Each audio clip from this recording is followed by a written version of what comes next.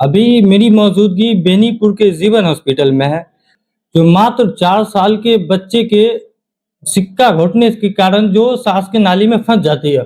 उसके बाद जीवन हॉस्पिटल में बहुत ही ज़्यादा उनका परिवार परेशान होकर के जीवन हॉस्पिटल लेकर के आते हैं। काफ़ी छानबीन करने के बाद डॉक्टर साहब ने उस सिक्का को कहीं न कहीं रिकवरी करके वो बाहर निकालते हैं। हमारे साथ डॉक्टर साहब आर के झा है, इनसे भी हम जानने का प्रयास करेंगे। धन्यवाद, आपकी टीम को धन्यवाद और आपके दर्शकों को भी धन्यवाद। ये बच्चा 4 साल का था जो हमारे यहाँ आया था, जिनके गार्जियन के द्वारा बताया गया कि उन बच्चा खेलते-खेलते सिक्का निकल गया और उसके बाद पूरी उसकी सांस लेने में तकलीफ हो रही है।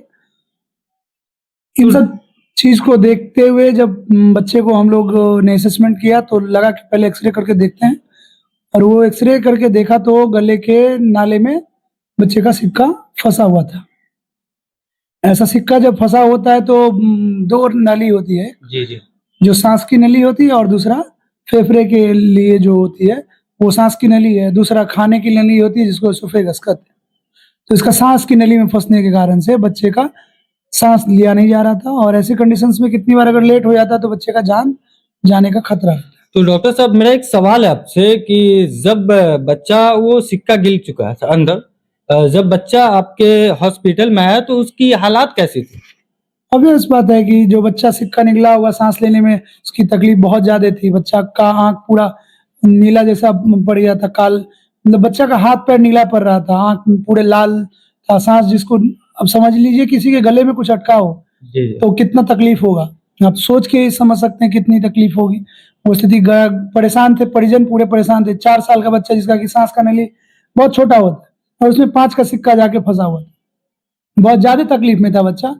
तब हमारे अस्पताल के जो ईएनटी विभाग के डॉक्टर होते हैं, जो कान नाक गला विभाग के हमारे यहाँ कुछ ही दिनों पहले स्टार्ट हुआ है, उनके द्वारा एक ये ब्रोंकोस्कोप डालने के बाद उनका जो ब्रोंकस के अंदर से जो सिक्का था वो निकाला गया और बच्चा अभी स्वस्थ सुरक्षित है। तो जिस तरीके से डॉक्टर साहब ने कहा, मासूम, आप भी अगर बच्चे को खेलने के लिए छोड़ते हैं तो इस हालात में आप लोग न छोड़ें कि कहीं छोटी ऐसी वस्तु ना हो जिसके कारण आपका बच्चा को कोई भी ऐसा प्रॉब्लम बढ़ जाए।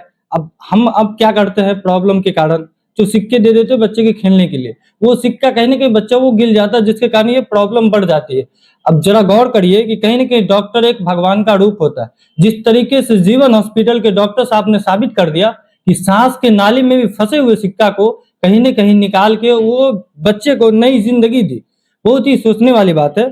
तो मैंने डॉक्टर साहब से भी जानने का प्रयास किया और डॉक्टर साहब, सबसे बड़ी हमारे जो भी व्यूअर्स देख रहे हैं, उनका लगातार कहना है कि हम लोगों को दरभंगा जाना पड़ता है, तो अपने पास किस तरीके का इलाज अवेलेबल है ताकि लोग जो दरभंगा जाते हैं वो दरभंगा ना जाए, सिर्फ़ और सिर्फ़ बेनीपुर के जीवन हॉस्पिटल में ही आए। इस क्षेत्र के जो भी लोग हैं, जो ऑलरेडी पहले से लोग आते ही हैं, तो सारी विभाग धीरे-धीरे हम लोग जोड़ने की कोशिश कर रहे हैं। जिस कड़ी में हमारे यहाँ कान नाक गला विभाग के भी डॉक्टर जुड़े हुए हैं।